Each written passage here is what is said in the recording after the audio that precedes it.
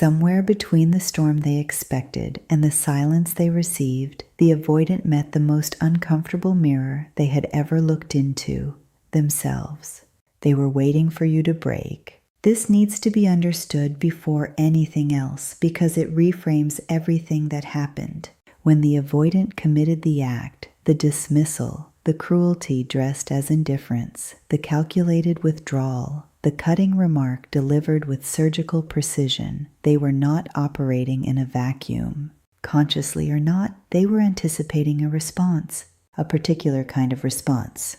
The kind that would restore the familiar architecture of the dynamic, confirm the narrative they carry about relationships, and most importantly, relocate the emotional chaos from inside them to outside them, into you, where it would be visible and therefore manageable. They needed you to react, and you did not. The avoidance toxic behavior rarely exists in isolation from the response it is designed to produce.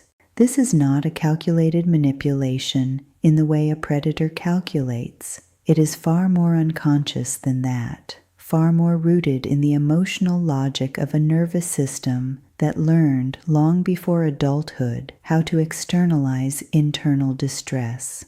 When the avoidant feels cornered by intimacy, threatened by their own attachment, overwhelmed by the vulnerability of genuinely needing someone, they do not have the internal infrastructure to sit inside that discomfort and process it cleanly. So it comes out sideways, as coldness, as provocation, as behavior that is, if examined honestly, designed to create enough relational turbulence that the real issue, their fear, their need, their unbearable closeness to something genuine, gets buried beneath the noise of your reaction. Your reaction was supposed to be the noise. Your pain was supposed to be the distraction. And when neither arrived in the form they expected, the entire mechanism failed. The distress that was supposed to transfer to you stayed exactly where it originated, inside them. And now they have to stand inside it without the exit they had unconsciously prepared. Calm in the face of toxic behavior does something to the avoidant that no amount of emotional confrontation ever achieves.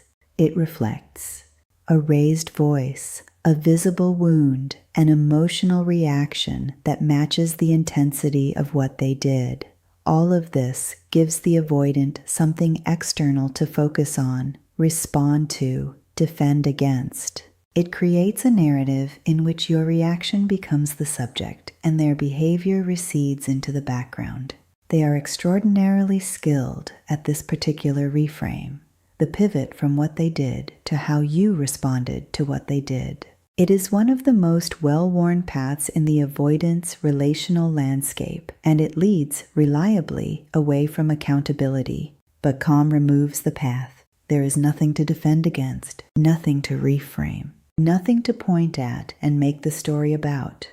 There is only the original act, sitting in the open air, entirely unobscured by your distress, and the person who committed it standing in full view of it with nowhere to redirect their gaze. The embarrassment that arises in the avoidant in this moment is a specific, layered thing. On the surface, it presents as discomfort, a restlessness, an irritability, perhaps even an escalation of the very behavior that failed to produce a reaction the first time. Because the first instinct, when a strategy fails, is to apply more of it, to push harder, to see if the calm has a breaking point.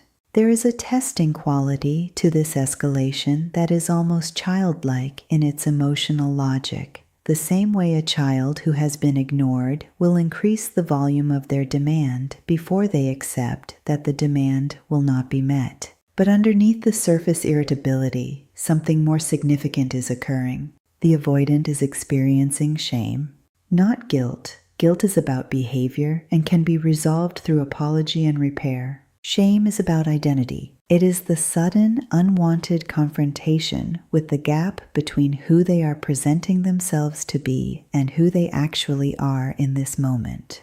Your calm does not allow them to be the reasonable one, the composed one, the one whose distance is dignified.